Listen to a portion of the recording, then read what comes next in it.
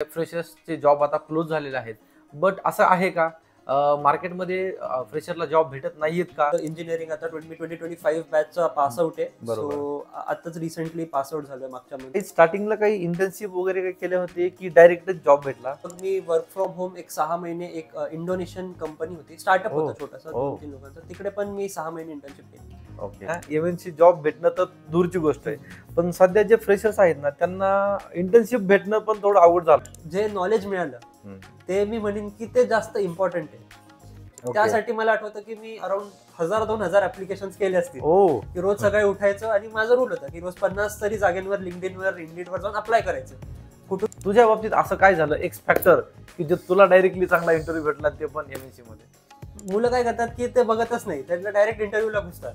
आधी ते बघा की त्याच्यात काय काय ते, आणि आता जर इंटरव्ह्यू घेतात तर ऑब्व्हियसली ज्या रोलसाठी घेतात त्याच्यासाठीच घेणार, तर त्याचा आधी स्टडी करा. मला सिनियरने सांगितलेलं की ही कंपनी डीएसए विचारत नाही.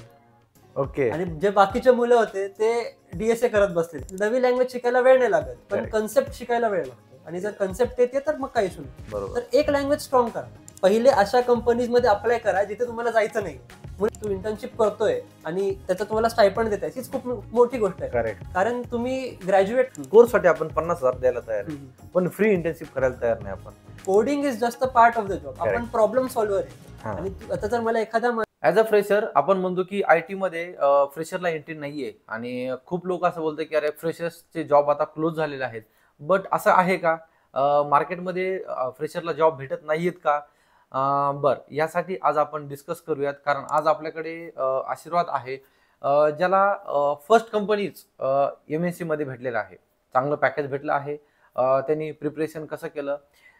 एमएनसी मध्ये प्रिपरेशन करताना काही जणांचं असं असतं की आपण टार्गेट ठेवतो, नाही आपल्याला एमएनसी मध्ये जॉब पाहिजे, मग त्याचं त्याच वेने आपण प्लॅन करतो का? त्याच वेने आपण आपला रोड मॅप असतो का?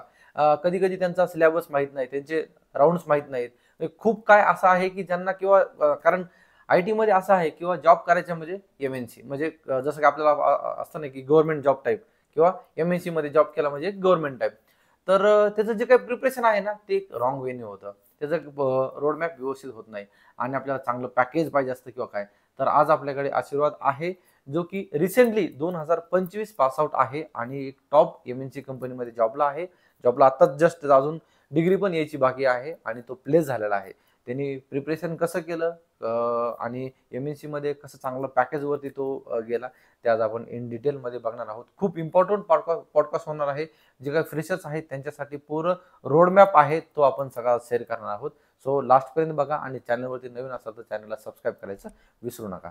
So Aashirwad, congratulations first of all your first job and welcome to IT वाला Dev. Thank you for inviting me. Aashirwad, first of all कसं वाटतं की आपला फर्स्ट जॉब आहे आणि एकदम डायरेक्टली एमएनसी? प्रत्येक इंजिनिअरिंग ग्रॅज्युएट साठी हा एक ड्रीम कम ट्रू असतो की आपण जेव्हा आपण कॉलेज जॉईन करतो तेव्हा आपल्या डोक्यात असतं की फायनल इयर होण्याच्या आधी आणि झाल्यानंतर माझ्याकडे एक जॉब पाहिजे. बरोबर. आणि जर तो एमएनसी भेटला तर एकदम सोन्याहून पिवळा. बरोबर. आणि म्हणजे खूप बरं वाटतंय मला पण, घरच्यांना पण, सगळे खूप खुश आहेत. नाही नाही, कॉंग्रॅट्स तुला आणि फॅमिलीला पण, कारण हे सगळ्यांचीच इच्छा असते की आपल्याला ग्रॅज्युएशन झाल्यानंतर जॉब भेटला पाहिजे. बर आशीर्वाद, तुझं बॅकग्राऊंड सांगशील का थोडं? ओके. सो मी बॉर्न पुण्यातच झालेलो. माझी स्कूलिंग पण इकडेच झाली इंग्लिश मिडियम स्कूलमध्ये, आणि 11-12 पण इकडेच झाली. मी 4 वर्ष इंजिनिअरिंग केली. माझी डिग्री होती computer science and engineering with specialization in AI and machine learning. Okay. आणि मी केलेलं Pimpri Chinchwad college of engineering आकुर्डीवरून. ओके. आणि त्यानंतर आता माझं इंजिनिअरिंग आता 2025 बॅचचा पास आउट आहे. सो आताच रिसेंटली पास आउट झालोय मागच्या मंथ मध्ये. आणि तेव्हापासून जेव्हा माझं पास आउट झालं त्यानंतर मी 1 महिना झाला एका एमएनसी मध्ये जॉब करतोय. ओके. बरं, काही स्टार्टिंगला काही इंटर्नशिप वगैरे काही केले होते की डायरेक्टच जॉब भेटला? नाही, तसं नाहीये. मी 3rd इयर पासूनच इंटर्नशिप्स शोधायला चालू केलेलं. अरे वा. तर मी स्टार्टिंगला एका पुण्यात एक रोबोटिक्सचा स्टार्टअप आहे, तिकडे 6 महिने इंटर्नशिप केली. तिकडे ऑनसाईट जाऊन मी माझं काम करायचो 6 महिने. तर ते झाल्यानंतर मग मी वर्क फ्रॉम होम एक 6 महिने एक इंडोनेशियन कंपनी होती, स्टार्टअप होता छोटासा 2-3 लोकांचा, तिकडे पण मी 6 महिने इंटर्नशिप केली. आणि आता ज्या करंट कंपनीमध्ये आहे तिकडे मी 6 महिने आधी इंटर्नशिप केली. त्यांना माझा परफॉर्मन्स आवडला आणि म्हणून त्यांनी मग फुल टाइम रोल ऑफर केला. नाईस. म्हणजे हे सगळं तू इंटर्नशिप वरती. बरं, आता ऍक्च्युली काय ना, एमएनसी जॉब भेटणं तर दूरची गोष्ट आहे, पण सध्या जे फ्रेशर्स आहेत ना त्यांना इंटर्नशिप भेटणं पण थोडं अवघड झालंय. आणि तू 3 जागेवरती स्वतःहून फाइंड केलं की कुठे इंटर्नशिप करायचं, काय करायचं, तर हे कसं केलं हे सांगतो का आपल्या फ्रेशर्सला? ओके, सो पहिली गोष्ट होती की मी अप्लाय करायला घाबरायचो नाही. म्हणजे माझ्या डोक्यात होतं की मी थर्ड इयर पासूनच अप्लाय करायला चालू केलेलं. मला माझ्या डोक्यात होतं की नंबर 1 गोष्ट आहे की तुम्ही तुमचं जे रेझ्युम आहे त्याला थर्ड इयर पासून, म्हणजे सेकंड इयर मध्येच मी माझा रेझ्युम बनवून ठेवलेला की जिथे पण सेकंड इयर मध्ये जेव्हा पण कोणी कॉलेजमध्ये यायचे सिनियर्स वगैरे जे ऑलरेडी कंपनीत कामाला त्यांनाच मी माझा रेझ्युम द्यायचो, टीचर्सला द्यायचो, त्यांना सांगायचो की तुम्ही बघा की भले ऑन कॅम्पस ना हो पण तुमच्या ओळखीने कुठे लागतंय का. स्वतः पण मी जाऊन लिंक्डइनवर, नोकरीवर, खूप जागेवर जाऊन अप्लाय करायचो. त्यानंतर थर्ड इयर मध्ये माझं फर्स्ट इंटर्नशिप लागली मला. तर त्या इंटर्नशिपला मी असं ऑन कॅम्पस नाही म्हणू शकत, माझ्या टीचरने त्यांना माझं काम आवडलं, माझं थोडंसं रोबोटिक्स आधी बॅकग्राऊंड पण होता, त्याच्या थ्रू त्यांनी मला लावून दिली. मग इंटरव्ह्यू वगैरे झाला, स्टार्टअप होता छोटासा, बट त्यांनी खूप हेल्प केली मला तेव्हा ग्रो करायला. भले स्टायपंड जास्त नव्हतं, 8,000 रुपये स्टायपंड होतं महिन्यात, त्याच्यात फक्त ट्रॅव्हलिंग व्हायचं, बट जे नॉलेज मिळालं ते मी म्हणेन की ते जास्त इम्पॉर्टंट आहे. आणि त्यानंतर मग मी जेव्हा इकडची इंटर्नशिप झाली त्यानंतर मग मी स्वतः शोधली सेकंड वाली इंटर्नशिप. त्यासाठी मला आठवतं की मी अराउंड 1,000-2,000 ऍप्लिकेशन केले असतील की रोज सकाळी उठायचं आणि माझा रूल होता की रोज 50 तरी जागेंवर लिंक्डइनवर, इंडिडवर जाऊन अप्लाय करायचं. कुठून कुठून कॉल परत आले, कुठून नाही आले, 1-2 इंटरव्ह्यू झाले, त्याच्यात मला जमलं नाही कारण त्यांना अजून हाय लेवल स्किल पाहिजे होती का फायनल इयरचा मुलगा पाहिजे होता, तेव्हा मी थर्ड इयर मध्ये होतो. शेवटी जेव्हा त्या कंपनीने बिलीव्ह दाखवलं माझ्यावर, माझा इंटरव्ह्यू चांगला गेला, तर मला तिकडे मिळालं. आणि मग लास्ट वाली जी आत्ताची आहे ते मला ऑन कॅम्पस. अरे नाईस यार. काय आपण म्हणतो यार, मला इंटर्नशिप भेटत नाहीये, मला पेड इंटर्नशिप नाहीये, अनपेड नाहीये, मला स्टायपंड वाली इंटर्नशिप पाहिजे किंवा काय. तर हे एक चांगलं एक्झाम्पल आहे. आशीर्वाद म्हणजे 1,000-2,000 ऍप्लिकेशन अप्लाय करणं आणि डेली मध्ये 50, म्हणजे आपल्याला जॉब पाहिजे असेल ना, असं आपल्याला काहीतरी एक युनिकनेस आपल्याला करावं लागेल. इझिली आपल्याला जॉब कोणी देणार नाहीये सध्या, जे आशीर्वाद आता करतोय की त्यांनी केलंय. आणि तो त्यामुळे त्याला ऍज अ फ्रेशर त्याला एक चांगले टॉप एमएनसी कंपनी भेटले. सो आपल्याला असं काहीतरी युनिकनेस करावं लागणार आहे. आणि आपल्याला असं नाही चालणार की मार्केटमध्ये जॉब नाहीये, इंटर्नशिप नाही किंवा काही नाही. करायचं असेल तर कसंही करू शकतो. तुमच्या समोर एक्झाम्पल आहे. ओके आशीर्वाद, आता कसं आहे ना की काही काही जणांचं कसं असतं की आपल्याला एमएनसी मध्ये जॉब करायचा आहे, आपली चांगल्या टॉप कंपनीमध्ये आपल्याला जॉब करायचा आहे, आणि आपण काय करतो, आपल्याला एखादा इंटरव्ह्यू शेड्यूल झाला, आपण हे कर स्टडी, ते कर स्टडी, म्हणजे सगळ्यांचा स्टडी करतो, पण ऍक्च्युली त्यांना काय पाहिजे असतं हे आपल्याला माहित नाही, की एम्प्लॉयरची जी रिक्वायरमेंट आहे ती आपल्याला माहित नसती. तुझ्या बाबतीत असं काय झालं एक्स फॅक्टर की जे तुला डायरेक्टली चांगला इंटरव्ह्यू भेटला, ते पण एमएनसी मध्ये? तर म्हणजे 2-3 गोष्टी आहेत त्याच्यात. नंबर 1 आहे की जे जॉब डिस्क्रिप्शन असतं, कंपनी अशी डायरेक्टली इंटरव्ह्यू शेड्यूल नाही करत. ते लोक एक जॉब डिस्क्रिप्शन देतात की आम्हाला आता डेटा सायंटिस्ट आहे तर डेटा सायंटिस्टचा रोल आहे, पायथन डेव्हलपर, जावा डेव्हलपर, टेस्टिंग. तर मुलं काय करतात की ते बघतच नाही, त्यांना डायरेक्ट इंटरव्ह्यूला घुसतात. आधी ते बघा की त्याच्यात काय काय ते, आणि आता जर इंटरव्ह्यू घेतात तर ऑब्व्हियसली ज्या रोलसाठी घेतात त्याच्यासाठीच घेणार ना, तर त्याचा आधी स्टडी करा की आता जावाचा आहे तर मला काय पायथन तर विचारणार नाही, जावाचा रोल आहे तर जावा, त्याचा अभ्यास करा. सेकंडली गोष्ट आहे की माझ्या केसमध्ये मला सिनियर्स कडून खूप हेल्प झाली, कारण म्हणजे कॉलेजच्या असो किंवा मी कॉलेजच्या बाहेर पण खूप सिनियर्सला लिंक्डइनवर कनेक्ट केलं. तर त्या म्हणजे आता एक ज्या कंपनीत मी आहे तर तिकडे जे ऑलरेडी माझे सिनियर्स आहेत कामाला किंवा माझे ओळखीचे आहेत, त्यांना मी फक्त विचारलं की अशी अशी कंपनी आहे, माझा इंटरव्ह्यू शेड्यूल झालाय, तर आता तिकडे मी माझा रेझ्युम नंबर 1 कसा बनवू, सेकंड गोष्ट आहे की मी माझं इंटरव्ह्यूचं प्रिपरेशन कसं करू, इंटरव्ह्यू मध्ये काय विचारतात. इन माय केस असं झालं की मी सिनियरला सगळं विचारलं, तर माझा रेझ्युम त्या वेनी थोडा बनवून घेतला, थोडासा एडिट केला. सेकंड गोष्ट आहे की इंटरव्ह्यू मध्ये आता मला सिनियरने सांगितलेलं की ही कंपनी डीएसए विचारत नाही. ओके. आणि जे बाकीचे मुलं होते ते डीएसए करत बसलेले, कारण ऑब्व्हियसली डीएसए. पण मला कळालं की अच्छा डीएसए नाही विचारत, मग काय विचारतात, मला काय डेटाबेस हेवी विचारतात, क्वेरीज वगैरे लिहायला होतात मोठे मोठे, उप्स विचारतात. तर मी काय केलं मग की डीएसए ला थोडा वेळ बाजूला ठेवलं, असं नाही की सोडून दिलं, बाजूला ठेवलं थोडा वेळ, उप्स डेटाबेस जास्त केलं. आणि इंटरव्ह्यू मध्ये पण मला तेच विचारलं की डेटाबेस, उप्स. आता ह्याच्यामुळे मला हेल्प काय झाली की थोडासा एज मिळाला, आणि तेच थोडं छोटासा एजनीच बरोबर गेट क्रॉस झाला. ऍब्सोल्युटली. आणि आपण खरंच ही एक मिस्टेक आहे की आपण नाही का कुठल्याही टॉप कंपनी म्हणजे MNC म्हणता येणार नाही किंवा हे नाही, कुठल्याही कंपनीचा आपला जेव्हा इंटरव्ह्यू आला की आपण JD व्हेरीफाय केलं पाहिजे. JD त्यांना जॉब डिस्क्रिप्शन हे बोलतो आपण त्याला, जेव्हा आपल्याला मेल येतो तेव्हा आपल्याला JD 101% ते लोक शेअर करता. आपल्याला गो थ्रू केलं पाहिजे की त्यांना रिक्वायरमेंट काय आहे. आणि फर्स्ट ऑफ ऑल जसं की आशीर्वादनी केलं हे एकदम चांगलं केलं बरं का. म्हणजे ॲज अ फ्रेशर तू हे सगळं केलं का, ते पण खूप मोठी गोष्ट आहे बरं का. की त्याच कंपनीमध्ये कोणतरी एम्प्लॉई शोधणं किंवा आपला सिनियर शोधणं, त्याला कनेक्ट करणं की ह्या कंपनीमध्ये इंटरव्ह्यू कसं होतो किंवा काय होतं. तर हे मला एक चांगलं वाटलं की यार एक प्लॅन आपण जे म्हणतो ना, आपल्याला एक मेंटर पाहिजे, कोणाचा तरी गायडन्स पाहिजे, हे पण राईट वेळी भेटला पाहिजे. फक्त स्टडी करून वगैरे काय असं होत नाही. तुला आता चांगला जॉब वगैरे आहे, तुला जॉब भेटला आणि ऑलमोस्ट 6-7 मंथ्स झाले आता तू करतोय. तुला जो फर्स्ट जॉब भेटायचा होता किंवा तू त्याच्यासाठी काही असं प्रिपरेशन स्ट्रॅटेजी काय यूज केली, हे एकदा आपल्या व्ह्युअर्सला किंवा फ्रेशरला सांगतो का? सो नंबर 1 होतं की मी 3rd इयर पासूनच प्रिपरेशन चालू केलेलं प्लेसमेंटचं. ओके. म्हणजे मला माहिती होतं की थोडं अर्ली स्टार्ट केलं तर हेड स्टार्ट भेटेल, पण ह्याचा अर्थ हे नाहीये की लेट केलं तर काय इश्यू आहे, बट अर्ली स्टार्ट करणं इज प्रिफरेबल. ओके. स्टार्टिंगला always start with the basics. की आपले जे कॉलेजमध्ये सब्जेक्ट्स असतात, जे बेसिक्स आहेत, computer networks, UPS, data structures, database, थोडंसं तुम्ही म्हणू शकता सिस्टम डिझाईन, बेसिक, ते सगळं आधी मी करून घेतलेलं. असं नाही की डायरेक्ट ऍडव्हान्स कन्सेप्ट मध्ये घुसलो. आणि नंबर 1 होतं की मी आधीपासून डिसाईड केलेलं की एका प्रोग्रामिंग लँग्वेज मध्ये होल्ड ठेवायचा कधी पण. असं नाही की मग बाकीचं यायला नाही पाहिजे, बट एक प्रोग्रामिंग लँग्वेज अशी पाहिजे की त्याच्यात तुम्हाला कोणत्या पण इंटरव्ह्यू मध्ये कोड लिहिता आला पाहिजे. आणि आजकाल मोस्टली इंटरव्ह्यूअर्स पण तो फ्रीडम देतात की तुम्हाला क्वेश्चन, आता मला विचारलेलं कंपनीने तेव्हा मला बोललेलं की UPSचा एक कोड लिही, ज्याच्यात UPSचे सगळे कन्सेप्ट कव्हर झाले पाहिजे, जे 4 आहेत पिलर्स. तर मला त्यांनी ते फ्रीडम दिलेलं की तुला जी लँग्वेज आवडती त्याच्यात लिही. असं नाही की C++ आहे, म्हणजे काम C++ आहे, तू C++ मध्ये लिही. कारण त्यांना पण माहिती आहे की जर एक समोरच्याची कन्सेप्ट क्लिअर आहे, बरोबर, तर तो ते कोणत्या पण लँग्वेज मध्ये, नवी लँग्वेज शिकायला वेळ नाही लागत, पण कन्सेप्ट शिकायला वेळ लागतो. आणि जर कन्सेप्ट येते तर मग काही इशू नाही. तर एक लँग्वेज स्ट्रॉंग करा. आता माझ्या केसमध्ये ती पायथन होती.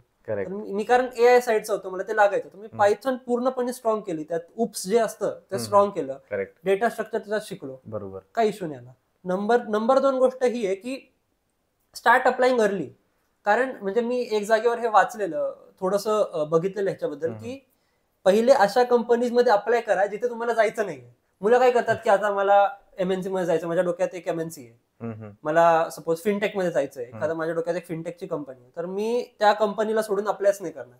आता तसं जर केलं आणि तुम्हाला इंटरव्ह्यू जरी आला तरी तुमचं काही प्रिपरेशन थोडी. आणि इंटरव्ह्यू कसं आहे की क्रिकेटचं एक्झाम्पल घेतलं, डायरेक्ट प्लेअर थोडी टेस्ट मॅच खेळायला उतरतात, ते ट्रेनिंग करतात ना.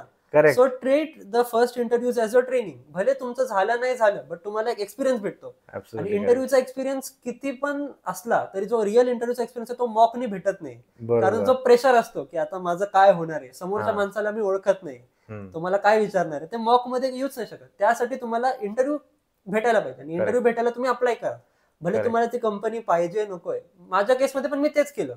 माझं ह्याच्या आधी पण एका दुसऱ्या MNC मध्ये झालेलं, पण मला ती MNC मध्ये रोल नको होता, पण तरी मी सिरियसली प्रिपेअर केलं त्यासाठी, जसं मी आताच्या कंपनीसाठी केलेलं. प्रॉपर राऊंड दिले आणि मला एक एक्सपिरियन्स आला. त्यानंतर माझ्या मनातली भीतीच गेली की इंटरव्ह्यू कसं असतं कसं नसतं. सेकंड, मग मी जेव्हा आत्ताच्या ह्याला इंटरव्ह्यूला गेलो तेव्हा मला वाटलं की ठीक आहे, आधीच्या कंपनी सारखंच आहे. सो सेकंड पॉईंट इज की ऑलवेज कीप अप्लाइंग आणि कीप गिव्हिंग इंटरव्ह्यूज. असं तर नाही ना की तुम्ही ऑफर रिजेक्ट जरी केली तरी समोरची कंपनी म्हणणार की असं कसं केलं. दे ऑल्सो वॉन्ट पीपल, तर ते कीप अप्लाइंग. आणि थर्ड गोष्ट ही आहे की तुम्ही साइड बाय साइड प्रिपरेशन करताय, तुमचं हे करताय, स्टार्ट फाइंडिंग इंटर्नशिप. म्हणजे इंटर्नशिप शोधा. भले इंटर्नशिप तुमचे अनपेड असले किंवा कमी स्टायपंड देत असले, तुम्ही एक स्टुडंट आहे. आणि इंटर्नशिप स्टायपंडचा अर्थ हा नसतो की तुम्ही त्याच्यातून पैसे कमवताय, बरोबर. इट इज जस्ट की तुम्हाला ते, म्हणजे माझे घरचे म्हणायचे की तू इंटर्नशिप करतोय आणि त्याचं तुम्हाला स्टायपंड देताय, हीच खूप मोठी गोष्ट आहे. कारण तुम्ही ग्रॅज्युएट नाहीये, म्हणजे तुम्ही रॉ आहे, एक कच्चा फळ आहे. आता कच्चा फळला लोक पैसे देत आहेत, हीच खूप मोठी गोष्ट आहे ना. काही लोक पैसे देतात, तर तुम्हाला इंटर्नशिपचा स्टायपंड भेटतोय. आणि नसेल भेटत तरी तुम्हाला जो एक्सपिरियन्स भेटतो इंटर्नशिप मधून की रिअल लाईफ मध्ये गोष्टी कसं काम करतात, ते खूप महत्वाचं आहे. चौथी गोष्ट ही आहे की मी तुम्हाला सांगितलं की मी इंटर्नशिप केलेल्या आहेत, बरोबर. तर तिकडे मी कनेक्शन्स मेंटेन केले, म्हणजे कनेक्शन्स बनवले की कंपनीचे जे आजूबाजूचे लोक आहेत त्यांच्याशी कनेक्शन्स बनवले, बरोबर.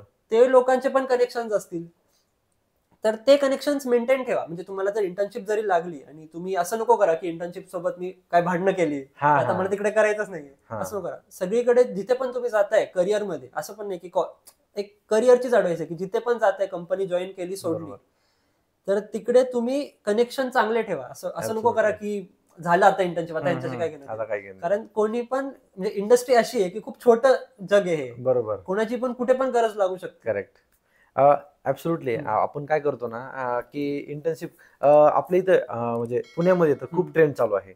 आपल्याला जॉब करायचा असेल, आपण कोर्स करतो, कोर्ससाठी आपण 50,000 द्यायला तयार आहे, पण फ्री इंटर्नशिप करायला तयार नाही आपण.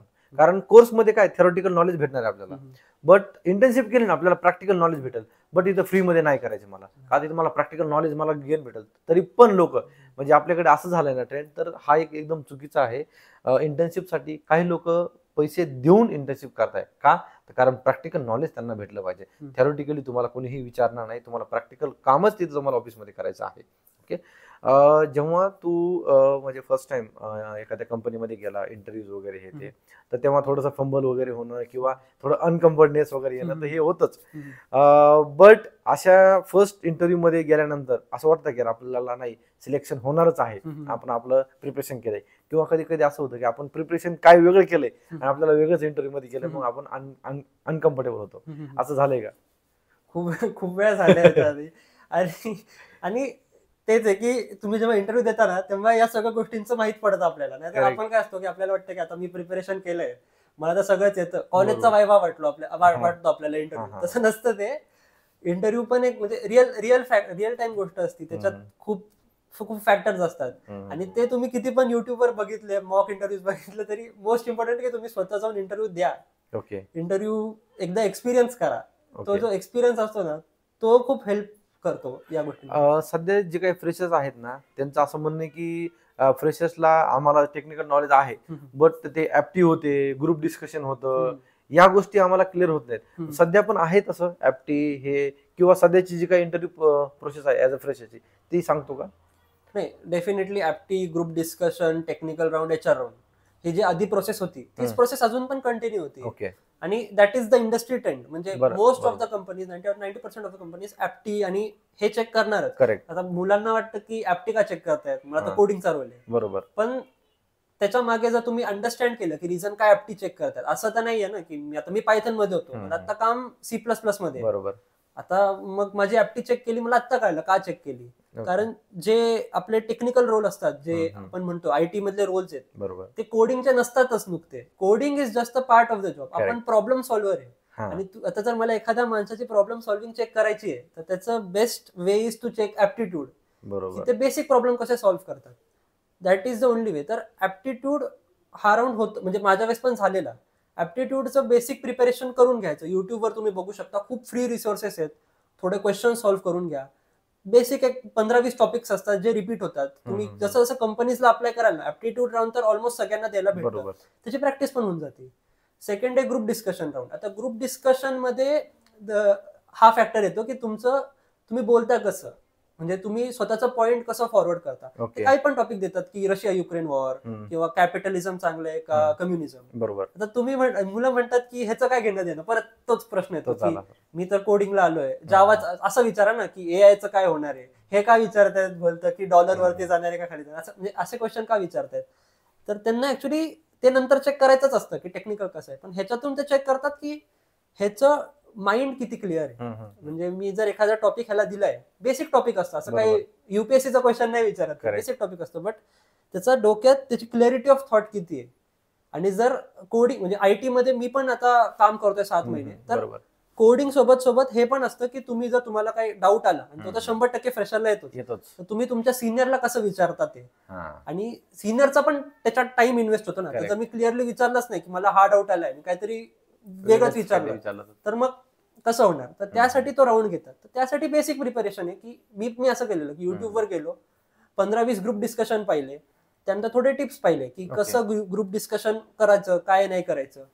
आमच्या कॉलेजमध्ये पण मॉक घेतलेले ग्रुप डिस्कशनचे, ते पण अटेंड केले. आम्हाला म्हणजे ग्रुप डिस्कशन 2-3 वेळा झालेलं. बरोबर. स्टार्टिंगला मी पण खूप फंबल व्हायचं. एक तर ग्रुप डिस्कशन झालं, मी काय बोललोच नाही 20 मिनिटं, नुसतं बसत होतं. ती टीचर आली, मला म्हणते तू काय बोलला का नाही, झालं ग्रुप डिस्कशन. पुढच्या ह्याच्यात मी ते इम्प्रूव्ह केलं. पुढचं असतं की टेक्निकल राऊंड. आता टेक्निकलचं तर ऑलरेडी म्हणजे सांगण्यात आहे की प्रिपेअर करा कोडिंग ह्याचा अर्थ हे नाही की एकदम ऍडव्हान्स कन्सेप्ट करत बसतात मुलं की काय अरे येत नाही, स्ट्रिंग येत नाही, डायरेक्ट चालले ट्री करायला स्टॅक एकदम बीएफएस कलेक्शन मध्ये वगैरे डायरेक्टली जातो आपण, डायरेक्ट म्हणजे शेवटचे टॉपिक. आता तुम्ही इमॅजिन करा की मी तुम्हाला काय म्हणलेलो आधीच की सगळ्या कंपनीजला अप्लाय करा. बरोबर. तर जे मोस्ट ऑफ द एमएनसीज जरी आहेत बेसिक जे थोडं कमी पॅकेज देत असतील ते काय तुमचं एवढं टेस्ट नाही करणार, कारण त्यांचं असतं की ते ट्रेन करतात मुलांनंतर. तर आधी बेसिक्स करून घ्या. नाही त्याचा अर्थ हे नाही म्हणत की मी बेसिक्सच करत राहा, पुढचं करा, बट बेसिक्स क्लिअर करा, ते जास्त इम्पॉर्टंट. ऍट द एंड याच्या राऊंड बाकी ठेवला तू, याच्या राऊंड वरती येतो मी. ऍज अ फ्रेशर्स एमएनसी मध्ये म्हणा किंवा तू जेवढे पण इंटरव्ह्यूज दिले त्यामध्ये ऍज अ फ्रेशर ही किती रेंज मागितली पाहिजे ऍज अ मिड कॅप मध्ये म्हणा किंवा एमएनसी मध्ये म्हणा. कधी कधी काय होतं ना, ऍज अ फ्रेशरला हा एक डाऊट असतो की आपल्याला जर एखादा एचआरचा कॉल आला की आपल्याला सांगायला की एक्सपेक्टेड पॅकेज आपण कमी सांगतो, कधी जास्त सांगतो, की त्यामुळे पण कधी कधी काय होतं की ते रिजेक्ट होतात. ऍज अ फ्रेशर एमएनसी मध्ये करंट तू जेवढे पण हे केले की कितीचं पॅकेजचे रेंज अशी भेटते, ऍज अ पॅकेज डायरेक्टली नाही पण रेंज कितीपर्यंत सांगितली पाहिजे ऍज अ फ्रेशरने. ओके, मी इथे येतोय पॉईंटला, पण ह्याच्यात एक हेल्प तीच होती माझ्या आधीच्या पॉईंटची की जे आपले सिनियर आहेत जे त्या कंपनीत कामाला आहेत त्यांना माहित असतं की कंपनीचं कसं आहे, इकॉनॉमिक सिच्युएशन आणि कंपनी कसं देते, कारण प्रत्येक कंपनीची एक रेंज असते. करेक्ट. सिनियर्स एक चांगली आयडिया देऊ शकतात, कारण हा प्रश्न कंपनी टू कंपनी डिपेंड करतो. एमएनसीज मध्ये पण कारण त्याच्यात पण खूप रेंज आहे, काही कंपनीज खूप जास्त देतात, कमी देतात. बट आय वुड से की तुम्ही स्टार्ट करताना मार्केटच्या थोडं वरती बोला. असं तर नाही करणार एचआर की डायरेक्ट म्हणतील की आमच्याकडे एवढे पैसेच नाही, म्हणजे आमचं एवढं बजेट नाहीये, आम्ही नाही देऊ शकत. They will try to negotiate. Correct. And then continue the negotiation. So just ask about the market rate. म्हणजे जेव्हा तुम्ही निगोशिएट कराल तेव्हा ते तुम्हाला मार्केट रेटला तरी देतील. बरोबर. हा, म्हणजे ज्या कंपनीमध्ये आपण जातोय, ज्या कंपनीचा आपल्याला इंटरव्ह्यूला बसतोय त्या कंपनीचं प्रिपरेशन करणं खूप इम्पॉर्टंट आहे. म्हणजे काय की आपण काय करतो ना, टेक्निकली खूप स्टडी करतो, बट त्या कंपनीचं आपल्याला नॉलेज पाहिजे की त्या कंपनीचं कुठल्या डोमेनवरती काम करते, त्या कुठले प्रोजेक्ट्स आहेत, ते किती पॅकेज देतात किंवा त्यांचं जेडी काय आहे, त्या प्रोफाईलसाठी किती काय आहे. तर हे सगळं आपल्याला माहीत असलं पाहिजे. आणि स्टार्टअप असूया, मिड कॅप असूया, एमएनसी, हे तुमच्यासमोर एक्झाम्पल आहे. ॲज अ फ्रेशर तुम्ही बोलू शकत नाही की जॉबमध्ये हे मार्केटमध्ये जॉब्स नाही आहेत म्हणून. आशीर्वाद आपण बघितलंच, रिसेंटली प्लेस झाला आहे 2025, त्याची डिग्री पण आलेली नाहीये आणि तो प्लेस झालेला आहे टॉप एमएनसी कंपनीमध्ये आणि चांगल्या पॅकेजवरती. सो फक्त एवढंच आहे की आपल्याला करणं महत्त्वाचं आहे, रोडमॅप करणं महत्त्वाचं आहे, प्लॅन करणं महत्त्वाचं आहे. 1 week, 15 days, 1 month, 3 month, 6 months असे आपल्याला एक छोटे छोटे आपले माइलस्टोन करणं महत्त्वाचं आहे. ते आपण अचीव्ह केले 101% आपल्याला जॉब भेटेलच. ओके.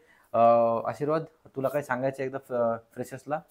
एक पॉईंट अजून म्हणजे सांगायचा राहिला माझ्या, सगळ्यात इम्पॉर्टंट पॉईंट की माझा पण असा फेज होता की मी अप्लाय करायचो. जसं मी सांगितलेलं, मी काय केलेलं एक एक्सेल शीटच बनवलेली. बरोबर. की रोज आता मी सपोज XYZ कंपनीमध्ये अप्लाय केलं, या डेटला अप्लाय केलं, या प्लॅटफॉर्मवरून अप्लाय केलं, त्या कंपनीचं मी कधी अप्लाय केलेलं, काय रिस्पॉन्स आला, तर मेल येते आपल्याला की रिजेक्टेड, ऍक्सेप्टेड, इंटरव्ह्यू, कोणत्या राऊंडला बाहेर पडलो, काय, एक एक्सेल शीट बनवलेली.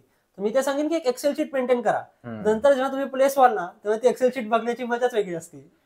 ऍक्च्युली जे तू आता म्हणजे बोलतोय ना की ती बघण्याची मजा वेगळी असते. मी हे सांगेल की जेव्हा तुम्हाला जॉब लागणार नाही, म्हणजे जेव्हा तुम्ही त्या फेजमध्ये असता, इंटरव्ह्यूच्या फेजमध्ये, तेव्हा तुम्हाला समजतं अरे आपण फर्स्ट राऊंड मधून बाहेर पडलोय, या कंपनीमध्ये आपल्याला प्लेस झालोय, या कंपनीमध्ये आपल्याला असं झालंय किंवा इंटरव्ह्यू झाले किंवा काय झालंय. तर ह्यानी काय होईल ना की तुम्हाला एक थोडासा डेटा भेटेल. अरे हा, आपण कुठे वीक पडतोय, कुठे काय करतोय, किती 10 कंपनीला अप्लाय केलंय, 100 कंपनीला अप्लाय केलंय, 1000 कंपनीला अप्लाय केलंय, तर हा डेटा पण भेटेल तुम्हाला. आणि ऍट द एंड जेव्हा तुम्ही प्लेस व्हाल, जसं आशीर्वादी सांगितलं की तुम्हाला त्याची मजा पण येईल, तर पण नक्कीच तुम्हाला त्याची मजा पण येईल. अजून एक पॉइंट सांगायसारखा हा झाला की अप्लाय करत राहा. म्हणजे सगळ्यात इम्पॉर्टंट आहे की आपण खूप असे दिवस होतात की आपल्याला काही रिस्पॉन्स येत नाही कंपनीकडून वगैरे, अप्लाय करत राहा, कारण यू नीड ओनली 1 चान्स. एकच चान्स पाहिजे. असं नाही ना की मला 100 वेळा प्लेस व्हायचंय, मला एकदाच प्लेस व्हायचंय. करेक्ट. तर तो एक चान्स येण्यासाठी जस्ट कीप ऑन अप्लाइंग. एकदाच तुमचं लक चांगलं असायला पाहिजे. बरोबर. आणि प्रिपेअर फॉर दॅट अपॉर्च्युनिटी, म्हणजे त्या अपॉर्च्युनिटीसाठी प्रिपेअर राहा की आता मला इंटरव्ह्यू आलाय ना, असं नाही की मी फक्त अप्लाय करतोय आणि निराश होऊन अभ्यास करणं सोडून दिलंय. कारण खूप मुलं, माझं पण तसं झालेलं की थोडा वेळ असा पिरियड होता की क्रंच असल्यामुळे येतो. बट तेव्हा तुम्ही जर स्वतःला कंट्रोल ठेवलं आणि मी रोज अभ्यास केला की मला माहिती की एक दिवस मला अपॉर्च्युनिटी येणार आहे, तर त्याच्यासाठी जर मी वेल प्रिपेअर्ड राहिलो, ती अपॉर्च्युनिटी मग ग्रॅबच करायची. खूप छान पॉईंट हे केला. काही जण कसं होतं ना की खूप म्हणजे एक 6 मंथ होता, 1 इयर होता, आपण प्रिपरेशन करतो आणि आपल्याला कॉल्स वगैरे इंटरव्ह्यूचे कॉल्स येत नाहीत. मग असं वाटतं यार आपल्या IT मध्ये जॉब भेटणार नाहीये. मग आता म्हणजे थोडंसं निगेटिव्ह माइंडसेट तयार होतो आपल्याला. मग आपण अप्लाय करणं पण हळूहळू करतो. आणि काही काही जण असे पण आहेत की त्यांना 1 कॉल येतो, 2 कॉल येतो, 3 कॉल येतो, हा इंटरव्ह्यू मध्ये हे नाही झालं नंतर प्रिपरेशन करा. तर असं नका करू. एकच चान्स भेटला पाहिजे तुम्हाला. एकच चान्ससाठी प्रिपरेशन असं करा की तुम्ही ते 6 मंथ्स 1 इयर एकदम स्ट्रॉंगली टेक्निकली स्ट्रॉंग व्हा. आणि त्यानंतर एक जरी तुम्हाला चान्स भेटला ना, फाडून टाका डायरेक्टली एकदम जेवढं पण तुम्हाला येतं ना तेवढं सगळं हे करा. पण असं नाही की तुम्हाला 10 चान्स येणार आहेत किंवा काही नाही. ही तशी सध्या सिच्युएशन ITची राहिलेली नाहीये. ओके, खूप टॅलेंटेड स्टुडंट आहेत जे की बघितलं तुम्ही लगेच म्हणजे सेकंड इयर पासून तयारी करत होतो आणि डायरेक्टली प्लेस झाला. सो तुम्हाला पण खूप हार्डवर्क करणं गरजेचं आहे आणि अजून जे काही अपस्किलिंग करणं वगैरे पण खूप गरजेचं आहे. सो आशीर्वाद, थँक्यू सो मच. तू आला, तुझा एक्सपिरियन्स शेअर केला आणि परत एकदा कॉंग्रॅच्युलेशन्स तुला तुझ्या फर्स्ट जॉबसाठी. कारण तू सांगितल्याप्रमाणे दिसतंय मेहनत कशी काय तुझी. आणि यस, हा पॉडकास्ट तुम्हाला आवडला असेल तर लाईक करा आणि कमेंटमध्ये सांगा की तुम्ही कुठल्या सिच्युएशनमध्ये आहेत, कुठल्या म्हणजे किती तुम्हाला गॅप झाला आहे, ॲज अ फ्रेशर आहे तुम्ही म्हणजे पासआउट होत आहे आणि तुम्ही कुठल्या प्रोफाईलसाठी कुठल्या ह्यासाठी अप्लाय करताय कमेंटमध्ये नक्कीच सांगा. काय डाऊट्स असतील तर ते नक्कीच सांगा. आशीर्वादाने मी त्याचा रिप्लाय द्यायचा प्रयत्न करूच. सो परत एकदा थँक्यू आणि IT वाला देवतर्फे एक छोटंसं गिफ्ट. थँक्यू सो मच आशीर्वाद. Thank you so much. Yes. Thanks for watching. Till then, bye bye.